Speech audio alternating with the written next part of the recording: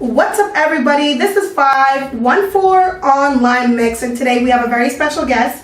Viva LaBleue is definitely in the house. We are in Make Way Studios, by the way. We are in Make Way Studios. Viva LaBleue, how are you today? I am happy, highly flavored, blessed, thick, beautiful, sexy, a mess, all of that. I'm great. So highly favored is definitely on point. I tried to reach out for you a long time ago, but you were in Jamaica, I believe, during that time. I was in Jamaica. Living it up. Well, living it up while we were all here. All here. I feel like the on high, the Almighty has told me that I come from a place where people go away in the winter to warm places, and normally they are retired folks. Yes. But the Lord told me that no, you need to go away every winter because this is not for you. And I was like, you know what, Jesus, you right. So that's what I've been doing from now on. You know what? Praise the Lord for that one. I hope the Lord gives me a message like that, because I can't do these summers as much as I used to when I was a kid. It was all fun and games, but now, you know, the cold's getting to me. My neck, my back, girl. That's it. So you're from Jamaica? I'm from Montreal, but I have a Jamaican background. Yes. Jamaican background, so Jamaican descent. Descent. Same here. Yes. This is not on purpose, but I have been getting lucky with speaking to many Jamaican artists who are from here too. Nice. So this is a beautiful thing. It shows that we really are all around the world. Yes, right? like we say in Jamaica, it's one connection. Once we connect, it's a one connection. That's it. So shout out to you. Let's get into some of the names you have on your social media. Okay. I see Dreamy Boss, but also Bad Gal Ting. Bad Gal Ting, that's yes. Right. So tell us about Dreamy Boss, because I know you are a businesswoman. That's we were right. just speaking about that recently too. You're not only an artist, you have many hats. Can you please explain some of these hats that you have? Ooh, well, I mean, I think the most important hat I do wear is the hat of a mother.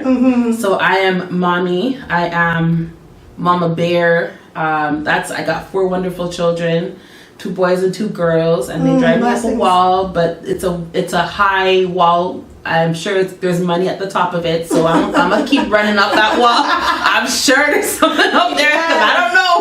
But I'm a mom. So Dreamy Boss is basically, you know, I have I'm a boss. You know, I'm all about my business, and you know, it's been a journey. It's been a long journey. I've been through a lot of ups and downs. I've made a lot of missteps. I've made a lot of mistakes, and I've also done a lot of positive, and I've grown a lot. And you know, with all the experience that I have now, it's like I just know what to do now. But the word Dreamy Boss came in because honestly, when you hear me singing, I have a very melodious, soft, sort of like dream-like voice. So everyone just started calling me Dreamy Boss, because they're like, yo, Dreamy Boss, because that's just the whole vibe that I give. I'm a dream, but I'm a boss too, you know. And Bad Gal, I think that's just like my other persona. That's like my alter ego. That's me when I'm not a boss, when I'm not a mom, when I want to skin out. Yes. When I want to take people man. I see you, man. When I want to do a top thing. Bad Gal. Yes. So that's it. Thank you so much for just being yourself. That it inspires other women like us to do whatever they please. Yes. As long as they're good to themselves and good to others, you can do whatever you please. You can be a mom and a boss and an artist and a bad gal and still have everything, you know, done when you need to be done. When you need to be done. And, you know, and I think it's all about, there's a method to the madness. I mean, you can't necessarily start with every single hat on at the same time. You got to learn how to get your hats fitted. If you want to fit it, if you want a bucket hat, you got to figure it out first. So definitely do take your time. Definitely do learn to breathe through things. Figure out what you're good at. Be good at it. Coast. You know, get comfortable for a while, and then you add the next hat. And don't be afraid to subtract. Yes. People love to add things, but don't be afraid to subtract. If you are overwhelmed, if you are feeling like this is too much, pull out, you know, pull out. It's a thing. Pull out. You know what I'm saying? Yes. knowledge. That's knowledge right there on 514 Online Mix from Viva. Thank you so much for just being you. Like I said before, your posts are so entertaining. Your pictures are so beautiful, vibrant, and we're gonna get into some of the captions that you had for your pictures. But before we do, first of all, you look beautiful in pink. So shout out to you for rocking that pink with that beautiful brown skin. You killed it. You killed the photo shoot.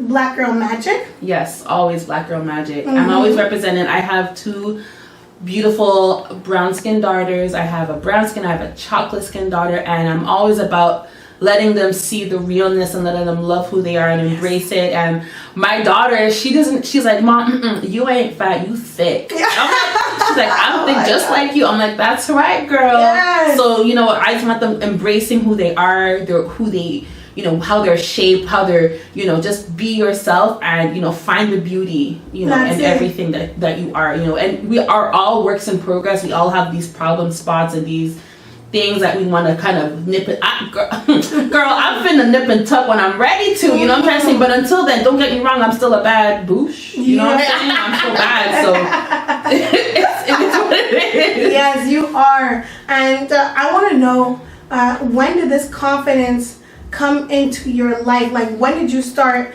being this ray of sunshine you are today? Because you show the struggles you went through mentally and physically, and then like even in that picture with the one in the black dress and then the one in the pink outfit, you were looking into the picture in the black dress, so like almost looked worried. You almost looked worried in that picture, and then in the other picture in pink, you were feeling your awe, and I was so like touched by that photo. And people can say it over and over again. There's 1,000 words in a picture, in those pictures, and you showed that you had some overcoming that you did. Yeah, I mean, it's been a journey. It's still a journey. I'm still working through a lot of things, but I will say one thing to a lot of people, women, turn 30. That helps. That really helps. That really does honestly help, because when you're like, I don't know, something about being in your 20s, just it kind of messes up your whole brain. Like, you're just like,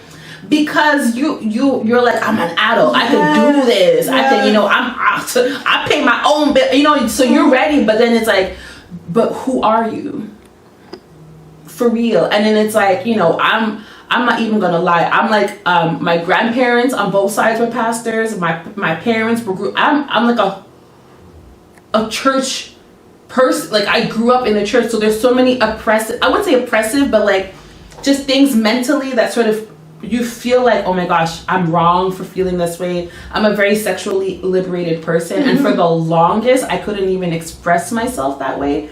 Like, only now are my mother and I really like are able to have those conversations. Yeah. And she'd be asking me about dick pics and shit, and I'd be like, girl, let me show you. You know what I mean? Like, only now, but it's been a journey. So definitely turning 30 was like a huge point. Actually, I spent my 30th birthday 6 months pregnant and in a psychiatric ward. Really? So honestly, like, I've been through a lot. I have been through a lot, but I am so much better for it. And I'm open about it because I want people to understand, like, where you are right now isn't necessarily where you're going to be always. And the point of the depression and despair is that you're only focused in the room that you're in.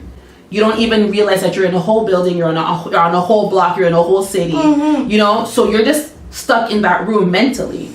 So sometimes people being open is someone opening the door and saying, you can walk out, you can go in the hallway. And it's being there to sort of give people the opportunity to explore other, places around, so I don't mind. I'm all good, Wow, wow. I am blown away with your strength. I was getting a little bit, I was like, girl, you doing an interview. You can't be crying right now, you gotta keep it. You gotta feel what you feel. I felt it. I really felt the strength. I'm sure you did too, Flint. I'm telling you, just the strength that you possess. It's really nice to be in your presence as well. You really do shine, and you have this black girl magic all around you. Sister, I'm telling you, we need this. We need this confidence. You know what I mean? And I found it late in my 20s too. I'm not gonna lie. I'm 29, and I'm okay with hitting 30 because this has been the best ride of my life. Exactly. Like you know, like I couldn't wait to be 18, but now I'm like, you know, I should have took my time. Listen, like everything locks. Open. All the locks just sort of open, and I'm told that 40 is like a whole other unlocking event. So I'm just saying, you know, the only thing I will tell you that they don't tell you is that when you turn 30, you don't lose weight anymore. You don't. Like you really don't. Yeah. Like you really don't. And That's true. Myself having dealt with mental health issues and eating disorders, that is always my biggest crutch because I'm always so I know I look really confident, but I'm so self-conscious at the same time, right? What? Right? But I really am, though. I'm really self-conscious. I have a lot of things that I'm, like, really self-conscious about, but then I turn around and I'm like, everyone's like, but no, you're so amazing. And I'm like, really? You know, so it's like, I do have those moments. And it's usually Matik. It's usually Matik that's the one that's like, girl, you better shut your mouth and go and walk that runway and show that ass. And if you don't, I'm like, okay. Just before we continue, big shout out to Meticulous. Huge shout out to Meticulous. Huge shout out to Meticulous. That king right there.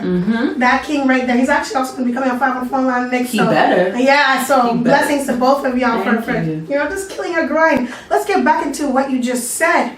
You do not show that you are like you didn't show that at all, especially in your song I Know. We're gonna get into a little bit in your music right now. That song, cause I know, baby, I'm gonna take my time. Yo, I'm telling you, I listen to that song on repeat. I'm not even joking. I'm a fan. Thank you. Thank you so much. Really I'm at this nice part of my career as an artist where I can connect to like most of my fans on a personal basis still to this day, like on that sort of level. Like we're still kind of like I don't think any of my fans see me as like this like big star. Like y'all see me as like really relatable. So it just creates this amazing interaction. So whenever someone says they love it, I'm like, really? Yeah, I do. Like the storyline in that video. Yeah. I have to ask you, what made you come up with that storyline? Is it coming from a real experience? No, it's coming from the fact that I broke up with my ex, and I was just living vicariously through my lyrics because I was feeling really low. I actually sometimes use my own music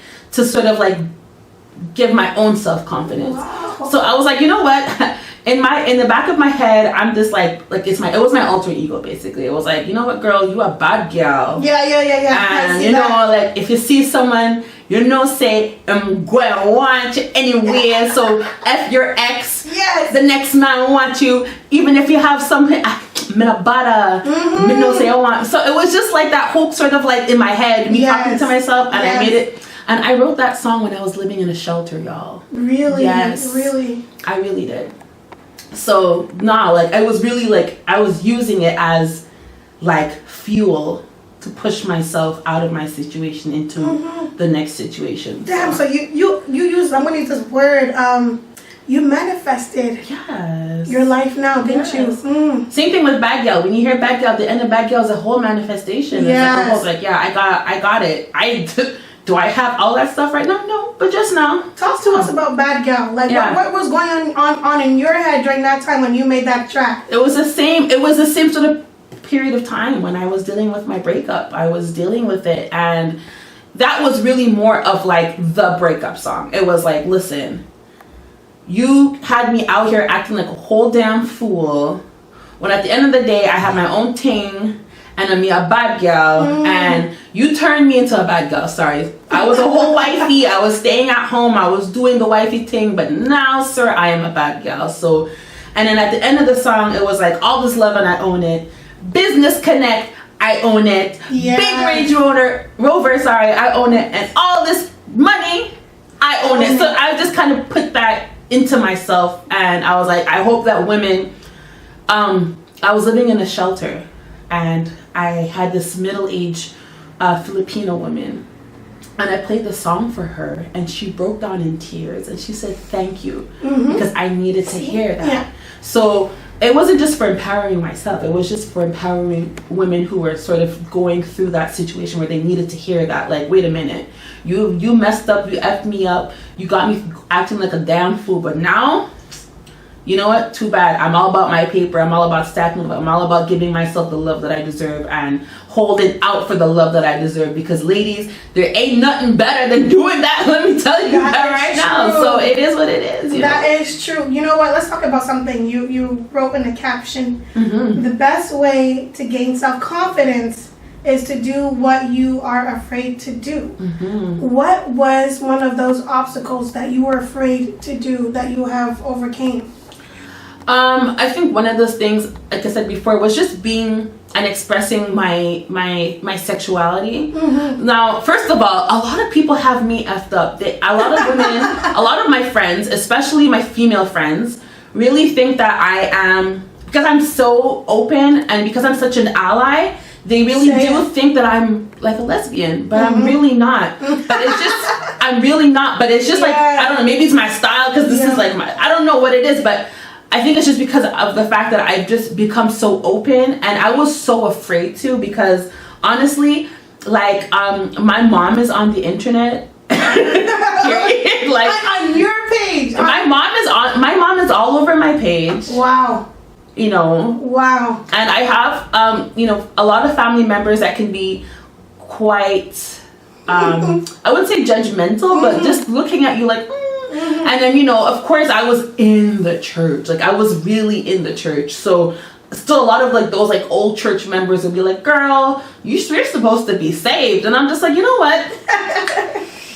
Let me tell you how to give head. You know, so it's like, it just sort of just started like, but I was really afraid to do that. But the more I sort of stood in it, so now because of that fact that I'm so open, and I am like the biggest ally, I think, and I feel like I can be even more of an ally. Like, I'm trying to figure out ways I can be more of an ally. It just sort of, it put me in a lot of queer spaces, and which I'm so grateful for, because I know I'm not necessarily like supposed to be there, but and at the same time I'm like, nah, but y'all need an ally, and I need to make sure that you let me know how y'all feel. So whenever I'm in these non-queer spaces, whenever I'm in like Jamaica, for example, which is a very non-queer space, I can still stand up and be there. So because of that, I still kind of get that, but it's that confident. But you have to be brave to do that in Jamaica, especially in Jamaica. Very brave. Yeah. You know, it's funny. I grew up in a church setting too. My whole life, I grew up around the church.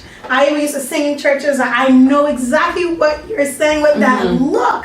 With that look of like, you're supposed to be saved. Like, you got your communion the other day. Like, you know. Right. I felt it. And just the fact that you have your family, whereas me, I blocked my family. I realized I have a long way to go with being open with my family, because I think I owe them that as well, to just show them who I am. And that would help other ladies like me be more themselves. Yeah. You know? And, you know, my whole thing is, you know, you do it not only when you're ready, but do it when you know that you have that support system, because you don't know what's going to happen. You don't know how people are going to react to it. And you could be like completely supported and welcomed by your family, or you could be, unfortunately, you know, like a little bit shunned, or you don't know how that's going to feel. So if you have that support system, if you have those people ready to be like, listen, whatever happens, if you need me to beat someone, I'm gonna beat someone. You ready? You know what I'm saying? You need me to pop, or if you need me to, you know, bring some curry chicken, because we all family now. I'm gonna bring the curry goat. You know what I mean? Like, it's important. So I feel like, but then again, like I said, it's not my lived experience. I can't really speak on it like that. But you're still dropping gems. Yeah. You know, you're dropping like gems in a way of showing other people what you've been through your experience, and they can learn from that. You know, that's really important. That is dropping gems, and we need to hear these things. We need to, you know, we need to stop breaking down those barriers and throwing out those taboos out the window. You know, sex has always been a big part of our life, hence this is the reason why we're here.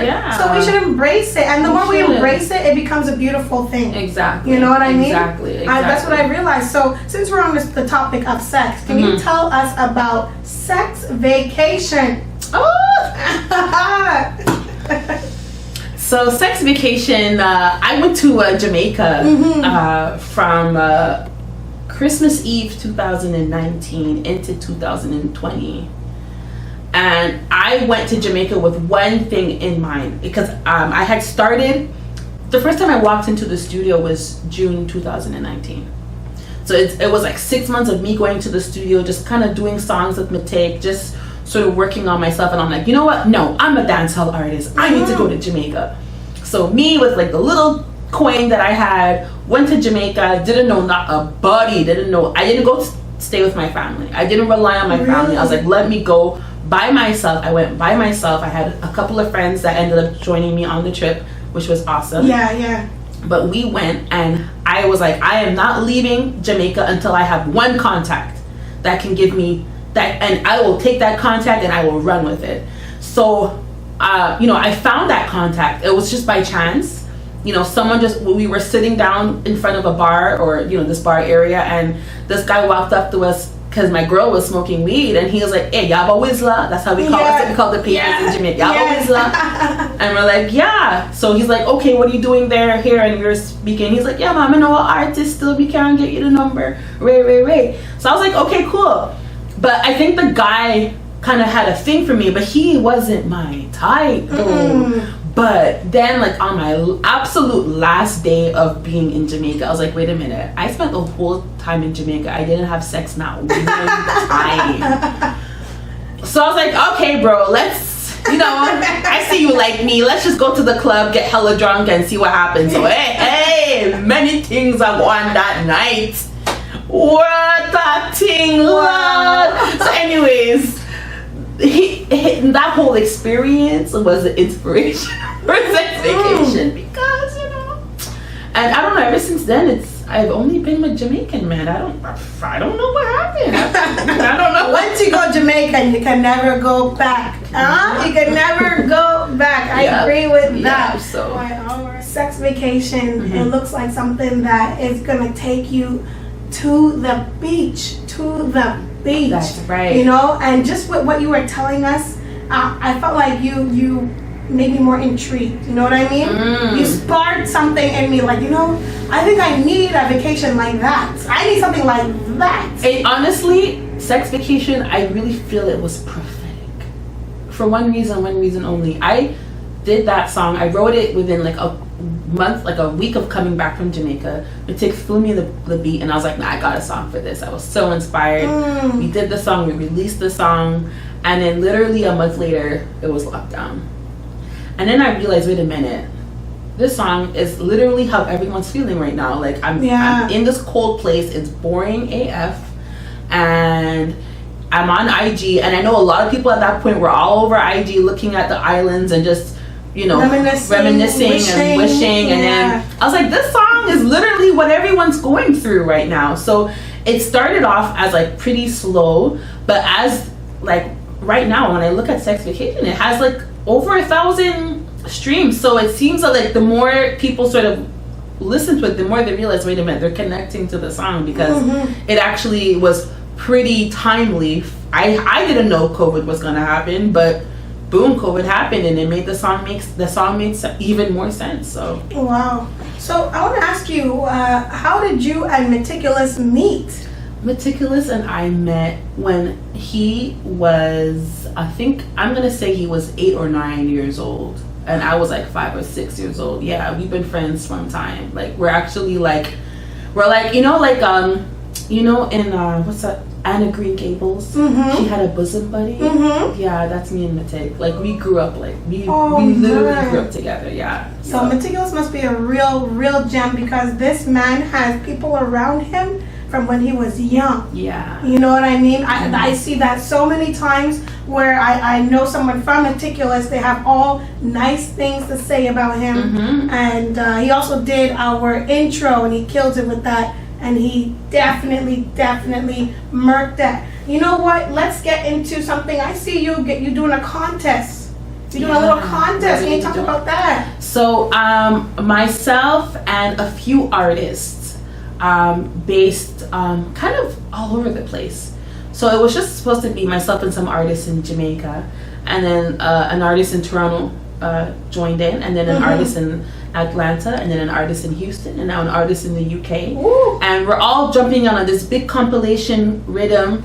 It's going to be coming up for the summer, and we're starting this contest because we're used to in dancehall compilation albums, one rhythm, everyone does their style on the rhythm and everything like that. But I'm like, wait a minute, how do we know who really did the best? And I want the people, I want to give the chance to the people to actually say who did the best version of this particular song. So what we're doing is each artist is actually, we've already done our own version of the song. We're going to be posting on a website as of next week, if I'm not mistaken, a video of us performing our version of the song. And we're going to give the opportunity to everyone to go online and vote for who they thought did the best version of the song. That's entertaining. And the person, and mind you, there's it's not just you vote. It's like if you vote, you can do different things like share the contest. You can vote every day if you want to. The person who gets the most points at the end of 30 days is going to win a night at a hotel stay for 2, dinner for 2, and a massage. Wow. So you better go and vote. As soon as the contest opens, we're going to let everyone know. And it's going to be super huge because it's giving the opportunity for fans who are in the UK who may not know people or know artists that are in Canada or know of artists who are in Houston or Atlanta or, all over to sort of hear their music, and vice versa. It gives the artists a chance to reach out to fans that they may not have access to as well. So it's just something that we're doing to sort of market ourselves and connect with the fan base and give the fans something that they love. And the rhythm is wicked. It is wicked. And I'm going to give you a chance after they hear the song. I'm so excited. You're going to love it. Trust me. So excited. Thank you for that. And I have to ask you about Viva LaBleue. Your name. Where did your name come from? I feel like I asked a question. So back in the day, when I was like 18, 19, 20, so this was back in the day, I used to be kind of in a little gang, and we used to have these nights where we used to just get pissed drunk, and we used to actually buy the 40s of LaBleue, Yeah, so basically the reason why my name is Viva LaBleue is because we used to have this chugging contest, who can finish the 40 the fastest, and I would always win. So that's how my name came about, Viva LaBleue. But then I roll with it because, first of all, I'm from Montreal, and I really have this dream of being the one that kind of like busses out the whole city because I'm just tired. And it should be a female. I think it should be one of us, So I'm like, you know what? Whenever people ask me, I also say, well, it's LaBleue because it's French and I'm from Montreal. So we're gonna put the E at the end and we're gonna call it LaBleue because I'm a woman and Viva LaBleue. So it kind of also evolved into identifying where I'm from as a Montrealer as well. Wow. Yeah. But the story is kind of ghetto and ratchet though. I'm glad I asked. I'm glad I asked because it also shows that you're honest. And when you're honest, you already know when we're listening to your tracks, we know we're getting pure facts about what's going on. Yes, and you know what? Before there's another one I really, really like. Too boring. Too boring. Happy. I love the way you get in when it comes to that song. You really do not want anybody too boring. No, not at all. Can't have no boring. So what is too boring to Viva LaBleue? I think first of all, it's kind of like a diatribe. It's kind of like 50-50 because I am still a mom. So there's still an aspect of my life that has to be consistent, that has to be quote unquote monotonous, that has to be about a routine because I have children. Children need structure, children need boundaries, and it is my responsibility to enforce them, create them, and just make sure that everything is running. So copacetic. So the person that I'm with has to be on that level of we need to maintain this order. Now don't get me wrong, you talk to my kids be crazy at AF and but it's because they understand the boundary and I let them run free within the cage. Let's call it like that, But outside of that life as a parent, I need my outlet. I need to be doing some crazy stuff. I need to be I'm afraid of heights, but we need to be trying to jump off of buildings. Wow. We need to be doing some jet skiing. I need to be doing something because I'm such an outgoing person. I have so much energy naturally. So for me, it's the person that I'm with that gets so stuck in that parent role that he can't come out and do something else. Or on the same side, I've been in situations where I'm the only parent and he's just out there living his life. And then I end up being too bored because at the end of the day, I put the kids to bed at 8 o'clock. Okay, it's 8 o'clock. Why am I home by myself? And I'm just here waiting and waiting and waiting, and I'm not folding the clothes on that chair. Like, sorry, I'm not gonna be folding that clothes on the chair. I want to do something. I want to do something. So that's kind of where that song kind of came from. It was just like I feel like the more I explain it, the more moms sort of tend to like, wait a minute, yeah. But then when the artist Jay Zenith came on with the song, he just turned into a whole different type of thing. He was like, girl, come on, Uchi. I'm like, wait a minute, yes, yeah, come on, Uchi, yes. So it just sort of evolved from there, and but one thing you don't know is that Too Boring has 2 versions. Oh, I don't know that. Oh, and I have yet to release the second version. We actually did a remix of that song, and there's no guest artist. It's just myself, but it's an EDM version of Too Boring. Okay. And it is because I wanted to do an Ochi version, as I call it, and I wanted to do a Montreal. I'm actually calling it a Ville Marie version. Ooh. So it kind of beckons to like New Gas City, Time Supper Club. Like you're gonna hear that song and you're gonna be like, yeah, I'm in the middle of Gas City. Like it is what it is. So. Because I still want to rep the city at the end of the day. So that's what it is. So I can't wait for you to hear it. You're going to... Same here. This is really exciting. So what future projects do you have in store for you right now? For their fans, actually. For my fans? Well, I am coming out with a single called Secret Love. It is a huge ballad. It's going to be more of an international track because...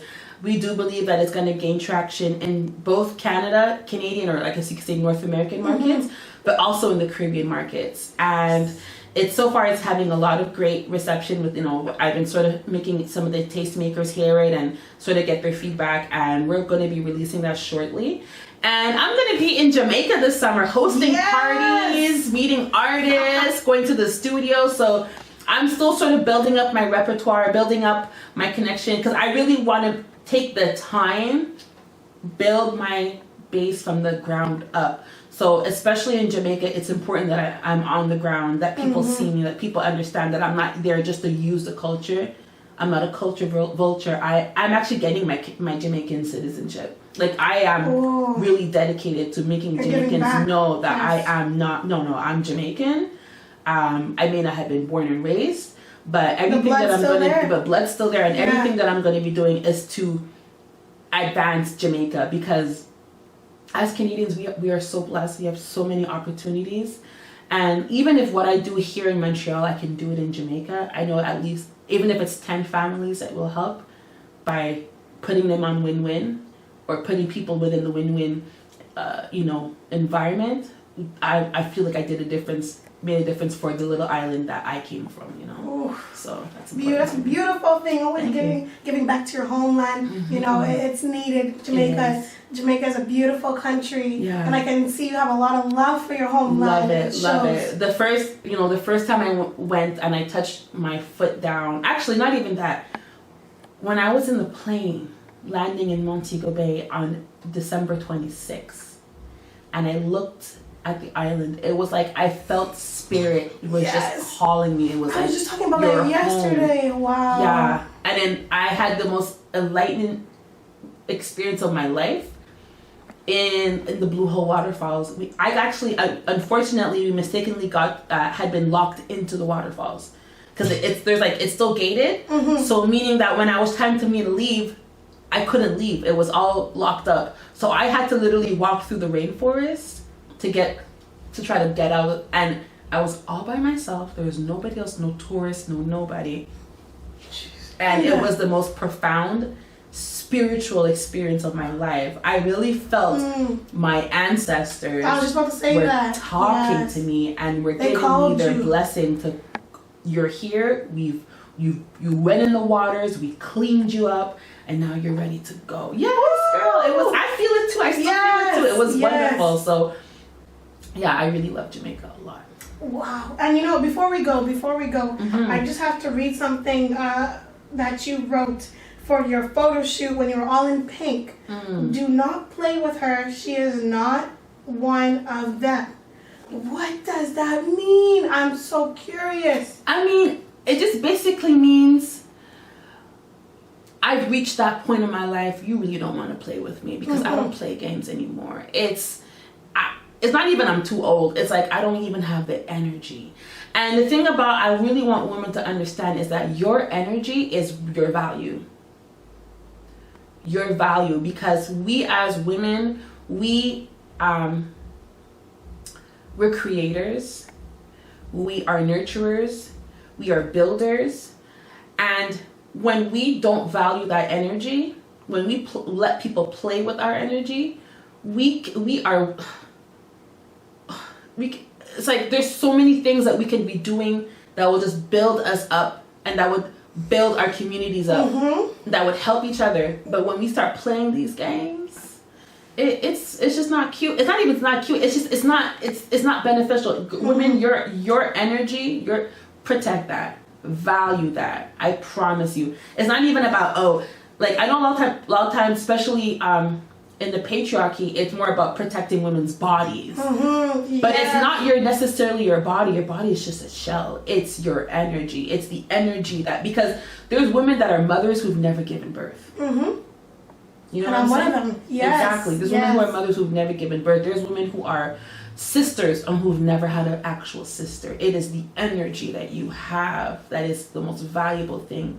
So it's important to value that. So don't play with me. I am not the one. I do not play games. Nope. Viva LaBleue, you can speak. Oh my goodness gracious. I was getting some knowledge dropped on me today and I was really excited. Viva LaBleue is on 514 online mix and I couldn't be happier. We need a part 2. I say this with the artists who I didn't go through these questions, so I need a part 2. I'm down. Because we were just talking and vibing and I didn't need to, like, I was asking these questions because as a fan, I was listening to this song and I want to know. As a fan, I was listening to that. I was watching that post. I wanted to know. And I really, really am lucky to be getting them gems as well. Shout out to you. I appreciate you. Shout out to you. Shout out to Meticulous too. Yes, honestly. and thank you so much for inviting me to come today. I mean, I was so honored because, like, I really haven't been investing that much into Montreal media. Let's say not out of disdain or anything, but I also don't feel like anyone's really watching me because I'm a Black female Anglophone artist. Like, we're kind of like the last people that we're gonna check in Montreal, just to be frank, you know. So I didn't really expect anyone to be like, "Hey, yeah, want to do an interview?" So when you said you want to do an interview, I was like, "What? Like someone from Montreal wants to interview me?" So I appreciate. And I didn't let you go. The mom, like, I knew you were in Jamaica. I'm like, I'm gonna wait till she comes back. I'm gonna ask her again. And you know what? I'm really excited. I did. I can't wait to speak to you again. Thank you. I see there's more and more manifestation you are doing, and I just can't wait to see when, not if, when you make it. That's right. Because just by you doing you and you believing in yourself, you already made it. That's right. Thank you. Just by believing it, you already made it. Now it's just you're gonna reap what you sow. Exactly. And shout out to you for being the confident woman you are, queen. Thank you so much. You are inspiring others. I'm gonna leave everybody on this note. You're also wearing your hair natural. I am. Yes. When I was walking by and a girl see my hair natural and it was all done up nicely, she looked at me and she was smiling because just by being myself, I showed that young girl that she can be herself and still be happy and beautiful as long as she knows who she is. And then I seen her wear her hair natural, and this is the ripple effect it causes. Exactly. So when you love yourself, you are not only inspiring yourself and helping yourself, you are helping others. Yes. Definitely. And like I said, I'm a mom, so my life is, I've got to be an example. sometimes I'm an example of failure, but I gotta be an example at the end of the day. So I appreciate that very much. I definitely feel you on that one, because you know what, we have to remember this one thing before we go. Do not be afraid to fail forward. I love that. I love that. I love that. I love that. And you're on 514 on Lime Mix. And I am your host, Christcella, and we are with Viva LaBleue aujourd'hui. Big up yourself. Big up. Your mom. You know who it is.